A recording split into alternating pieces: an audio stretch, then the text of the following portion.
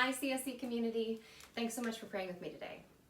Okay, so if you've ever spent more than 10 minutes in conversation with me, you likely know three things.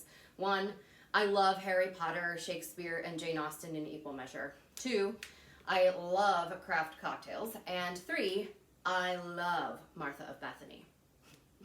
In yesterday's gospel reading, we hear about the raising of Lazarus. There's something really refreshing about the way Martha handles herself whenever she appears in the gospel. She has a strong, commanding voice that lets us know she is nobody's fool. Martha is in charge of her household, and everybody knows it.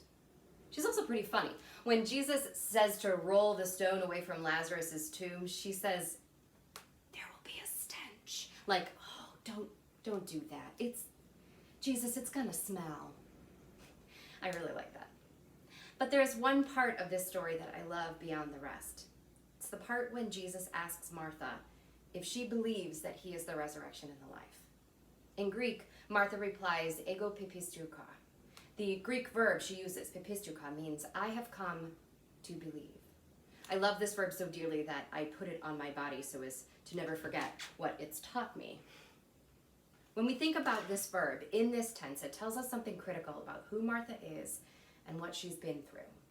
Martha doesn't say, I believe, like, I believe right now, in this moment. Martha doesn't say, I will believe, like, my belief is contingent upon the completion of this particular criteria. Martha doesn't say, I have believed, like belief is something I've already done. She says, I have come to believe. Instead, the verb she uses implies a process, a journey, a road that she's walked with Jesus, witnessing his actions in the world, listening to the things he says, spending time with him when he stays at her house. And then, and this is critical, she thinks about these things and they add up in her mind and in her heart. They move her to a state of belief that is not unreasoned or fly by night. Her belief that Jesus is the Christ, the one who is coming into the world, is so deeply held that she is able to make it, even here in this gospel when the worst has happened, when her frustration at Jesus' absence, when Lazarus is sick, pushes her to the edge of self-control, and her grief at the loss of her brother threatens to overwhelm. For Martha of Bethany, belief is a state of being arrived at through witness, relationship, and reflection.